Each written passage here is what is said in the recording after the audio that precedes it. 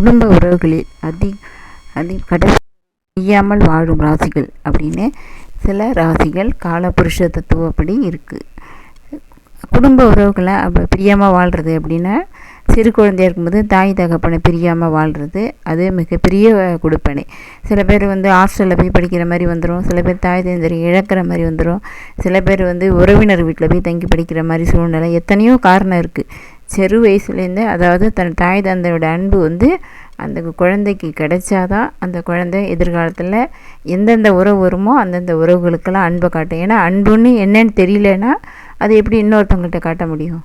அன்பு தெரிஞ்சாதான் அடுத்த யாராக இருந்தாலும் உறவாக இருந்தாலும் நண்பராக இருந்தாலும் அன்பு காட்ட முடியும். சில பேர் முரடனாக இருக்கிறதுக்கு காரணமே இளம் வயதில் அவங்களுக்கு அன்பு கிடைக்காது தான். அதை கண்டுபிடிக்காமல் திடீர்னு அவன் கெட்டவனாகிட்டான் நல்லவனாக இருந்தான் அப்படியெல்லாம் சொல்லுவாங்க. அதெல்லாம் கிடையாது.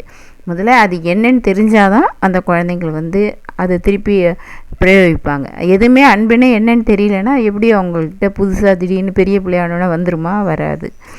அது சில குழந்தைங்களுக்கு கிடைக்கும், நிறைய குழந்தைங்களுக்கு கிடைக்காம கூட போயிடுது. தாய் இருந்தும் கிடைக்காம கூட போயிடுது.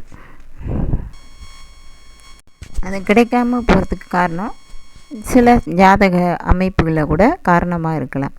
அடுத்தது குடும்பம்னு வந்த பிறகு மனைவியை பிரிஞ்சு கணவன் வெளிநாட்டில் போய் வேலை பார்க்குறது, ஏதோ ஒரு காரணத்தினால அவங்க குடும்பத்தை பிரிஞ்சு வாழ்கிறது. இது மாதிரி நிறைய இதெல்லாம் நடந்துட்டு தான் இருக்குது.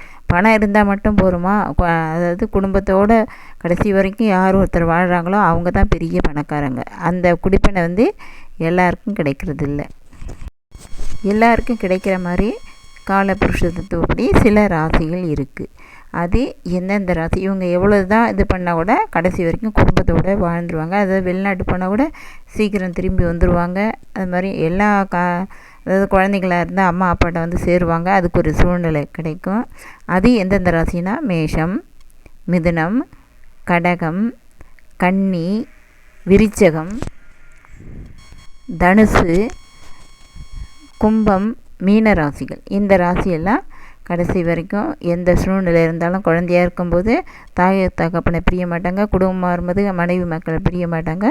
கடைசி வரைக்கும் பிரியாமல் வாழ்வாங்க எந்த ராசிக்காரங்க. அவங்க எந்த சூழ்நிலை ஏற்பட்டாலும் ஒன்று சேர்ந்துருவாங்க. இதுதான் காலபுருஷ தத்துவம்.